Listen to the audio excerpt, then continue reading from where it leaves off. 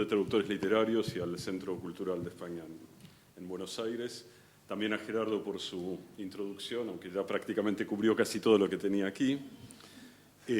Oía lo que dijo Jorge.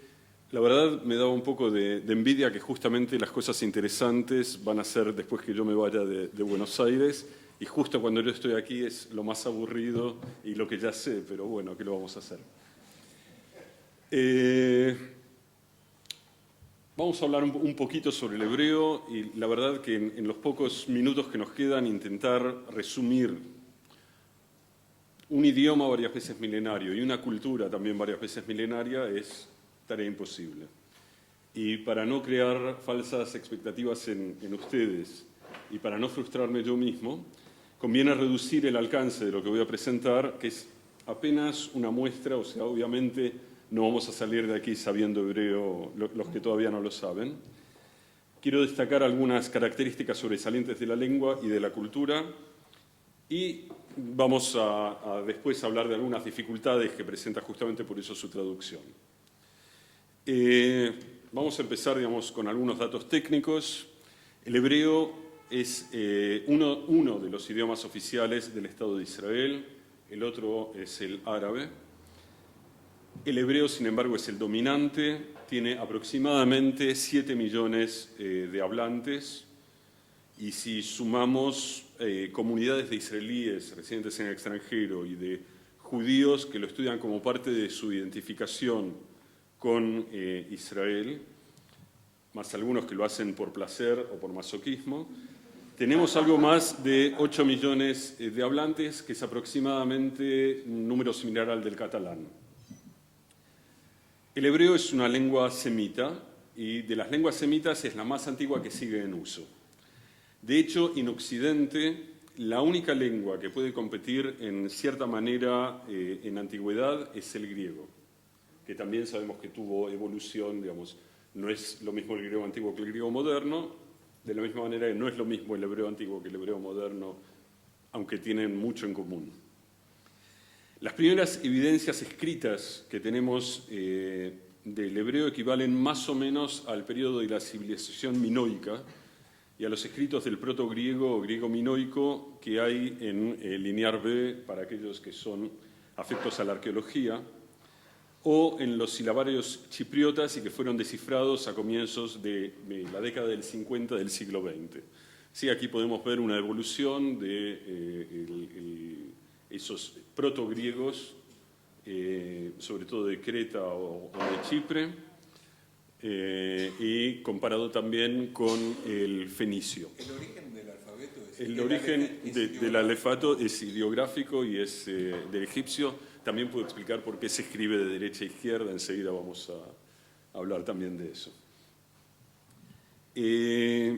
Otro idioma indoeuropeo o indoario con antigüedad más o menos similar y también con similar dimensión mística, como mencionaba Gerardo, es el sánscrito. Como saben, digamos, no es lo mismo decir un mantra traducido del sánscrito que decirlo en sánscrito mismo.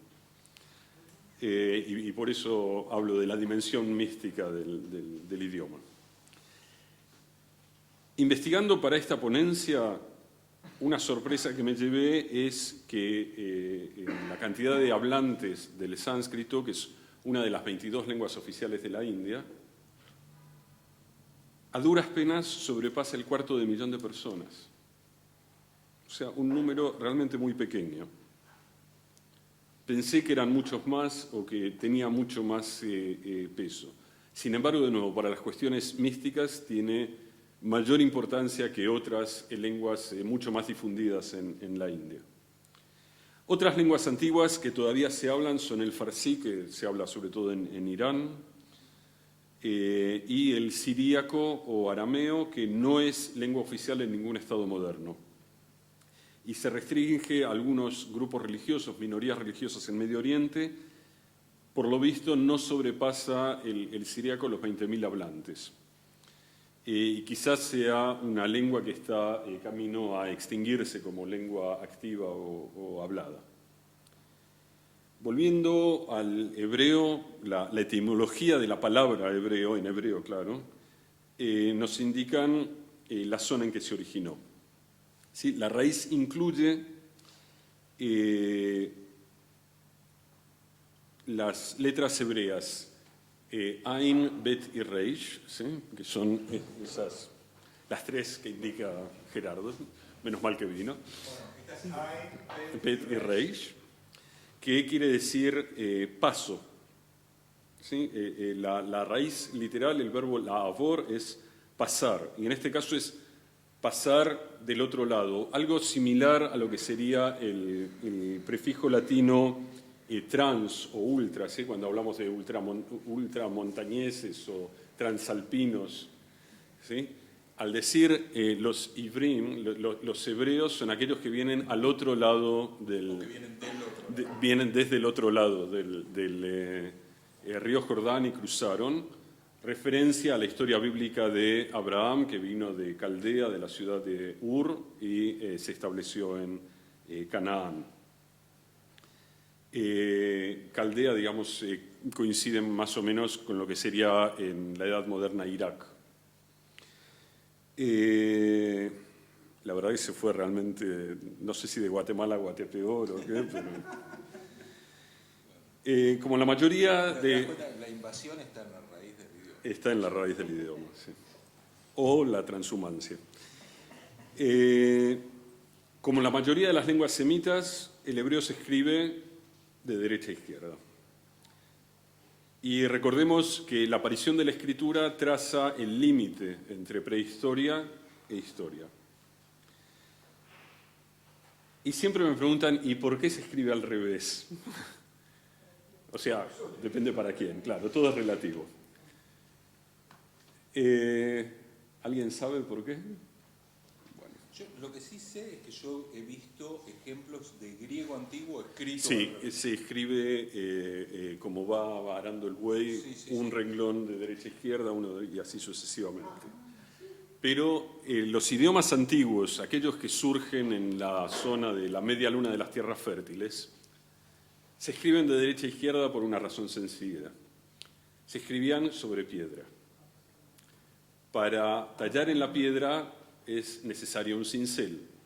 Ahora, estadísticamente, en nuestros días, el 89% de la población es diestra y el 11% son zurdos.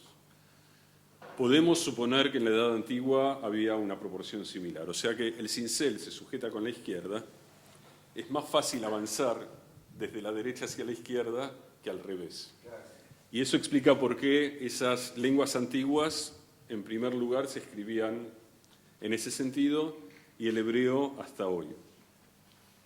También el árabe, el farsí, etc. Así que por lo menos ya aprender un dato para sorprender a los amigos cuando les preguntan. En ese caso, digamos, el que escribe hebreo y es diestro, o sea, la inmensa mayoría, se aplica hoy día la vieja expresión de que borran con el codo lo que escriben con la mano. O sea que conviene ser zurdo. O adoptar una postura adecuada para el uso de la pluma, cosa que mis maestras fracasaron.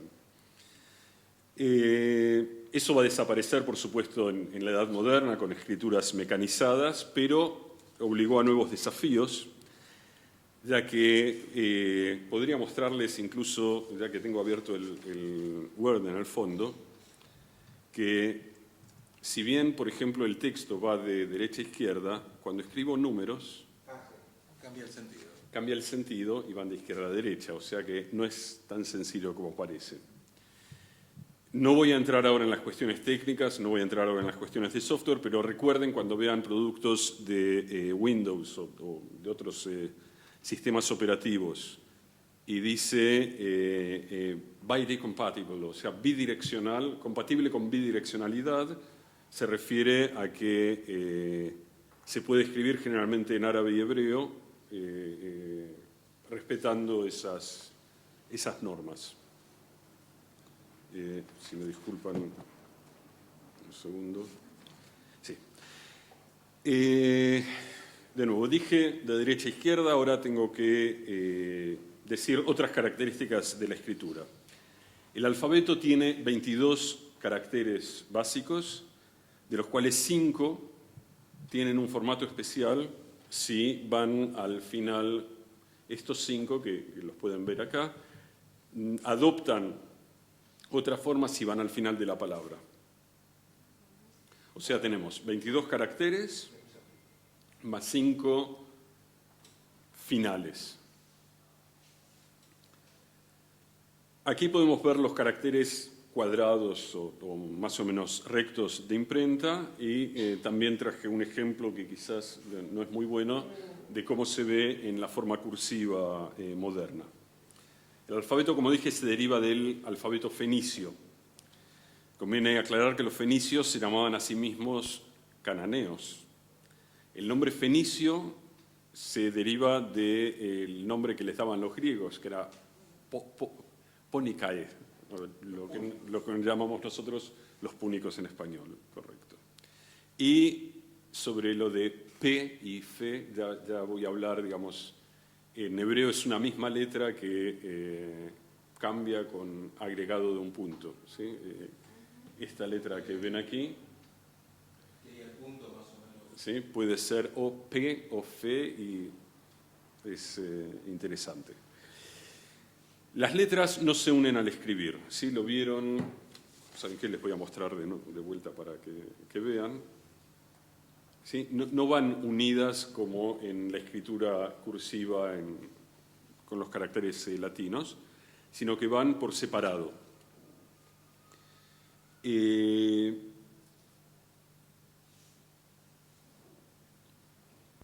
Tiene dos, es un alfabeto consonántico, como la mayor parte de los idiomas semitas, y se escriben las consonantes sobre todo. Hay formas de escribir idioma, vocales, hay lo que se llama escritura defectiva, que es solo las consonantes, con algo que se llama matrislecciones para indicar cuál es la vocal, pero lo que produce es que palabras se escriben igual y se pronuncian diferente y tienen significados diferentes. O sea, hay que saber según el contexto qué es lo que estamos leyendo para entender. En general, en la época moderna se evita el Ktiv Malé, la escritura completa con las vocales, salvo para niños que se inician en la lectoescritura, porque es más difícil y más caro de producir. También tiene diacríticos que incluyen las vocales. Además, yo ya acostumbrado, como quien debió leer cuentos a sus hijos, paradójicamente la lectura con las vocales, con los diacríticos cansa más. Acá tenemos un ejemplo de un texto religioso con diacríticos y todo tipo de... Los puntitos sí, tiene... son las vocales. Sí. Hay acá dos tipos. Hay vocales realmente que generalmente, exacto, que vienen generalmente debajo de cada carácter, y hay otros que son cantilaciones, que vendría a ser como la partitura para cantar la plegaria. ¿Sí? Recuerden que este es un texto religioso.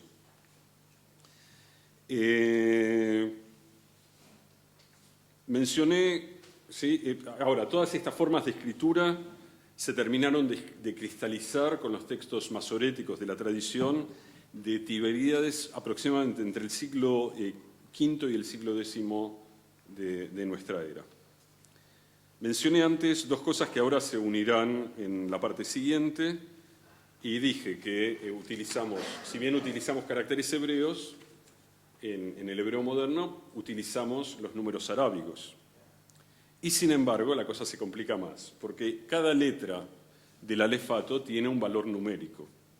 ¿Sí? Acá entramos en la parte de mística que Gerardo insistió.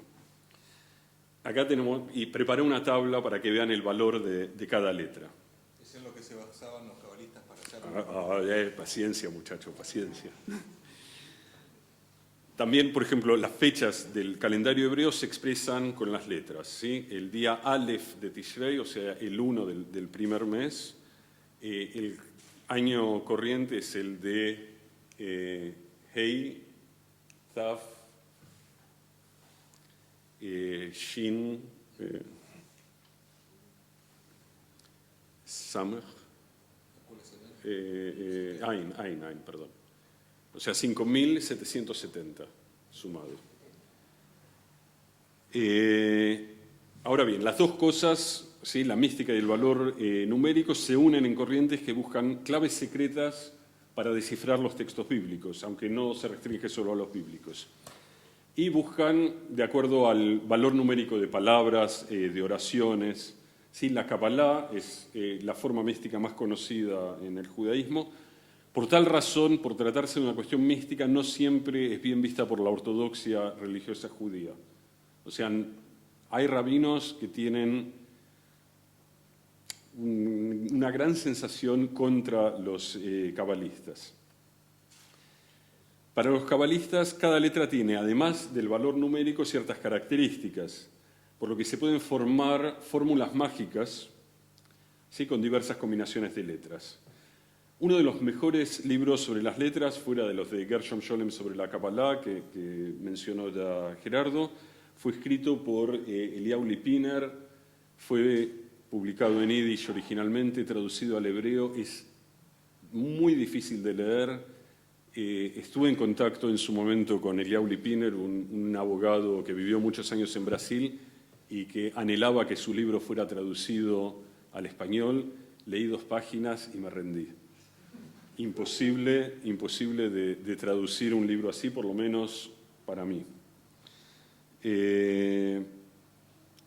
Y de nuevo, no tenemos tiempo, por supuesto, para entrar en cuestiones de la Kabbalah, que además de provocar la ira de muchos rabinos, sin embargo, atrajo a muchas figuras intelectuales como Jorge Luis Borges y Madonna. Sí, el mismo nivel. Sí. Uno de los cuentos más famosos de Borges, que da también el título al libro en que apareció, fue El Aleph. ¿Sí? Recuerden, trata sobre un punto que contiene todos los puntos del universo.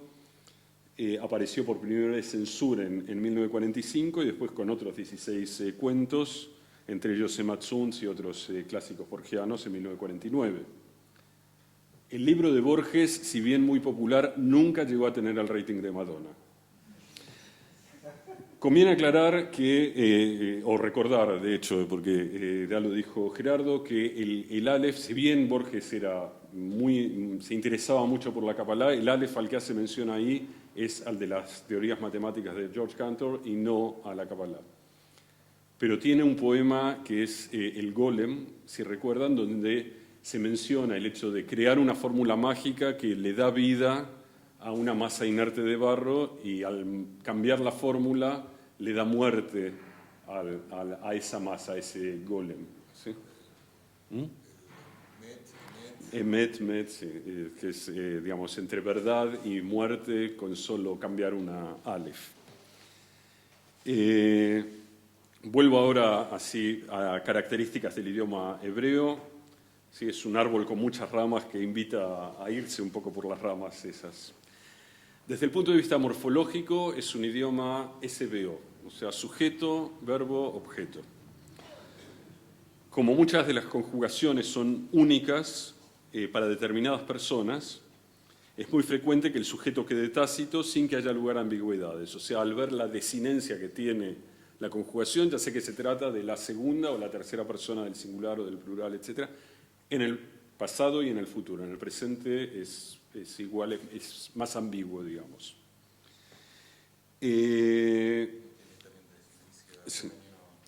Sí, femenino y masculino. O sea, puedo saber exactamente, aunque el sujeto quede tácito, al ver el verbo puedo saber exactamente a qué se refiere. El verbo tiene género. El verbo tiene género, sí.